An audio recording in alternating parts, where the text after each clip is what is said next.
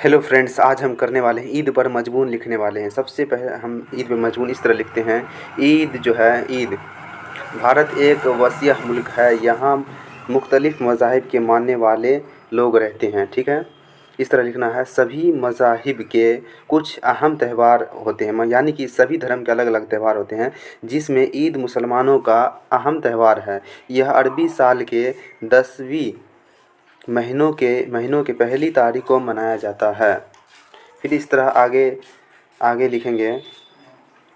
ईद का लफ्ज़ी का माने खुशी के होते हैं, माने यानी कि ईद का माने जो है खुशी का त्यौहार होता है। ईद रमज़ानुल मुबारक के एक माह यानी 29 या 30 रोज़े रखने के बाद मनाई जाती है। रमज़ान को बरकत और रहमत वाला महीना कहा जाता है। इसी महीना में कुरान का नाजिल हुआ था। इसी के तोहफ़ा के तौर पर ईद मनाई जाती है। और इस तरह आगे लिखना है। इस दिन लोग सुबह सादिक में जाग कर गुस्ल करते हैं और अपनी हैसियत के मुताबिक नए नए कपड़े पहनते हैं, खुशबू लगाते हैं। सेवइयाँ खाकर ईद की दो गाना नमाज अदा करने के लिए ईदगाह जाते हैं। मुसलमान सब ईदगाह जाते हैं नमाज की 2 रकात अदा करने के लिए। इस तरह लिखना। फिर आगे लिखना है। वहाँ 2 रकात शुक्राना के तौर पर नमाज अदा करने के बाद एक दूसरे से गले मिलते हैं और एक दूसरे को ईद मुबारकबाद देते हैं।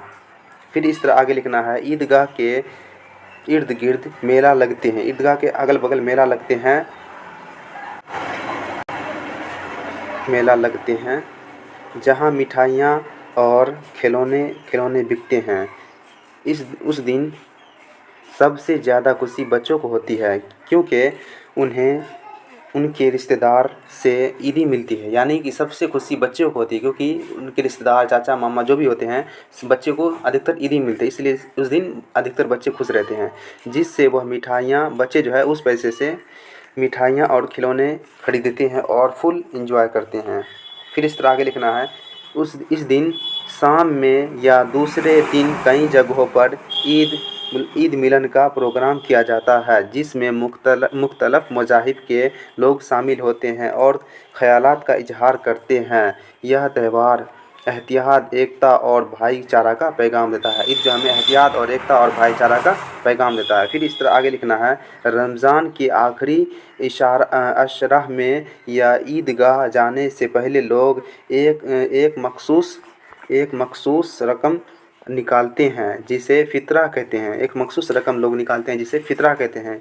यह रकम गरीबों में तकसीम की जाती है, जिससे वह भी ईद की खुशबू में शामिल हो सके, जो इस सार से वाजिया होता है। मतलब इस सार के तरह उसका जो है बोला गया मजमून वाजिया होता है। एक ही सफ में खड़े होंगे महमूद या एजाज़, ना कोई बंदा रहना कोई बंदा नवाज, शायर है।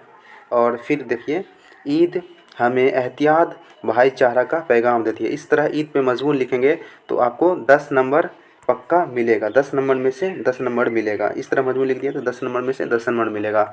अगर हमारे चैनल पर आप नए हैं तो हमारे चैनल को सब्सक्राइब कर दीजिए। अगर हमारे समझाने का तरीका सही है तो हमारे कमेंट में लिखिए कि आप अच्छे समझाते हैं। ओके।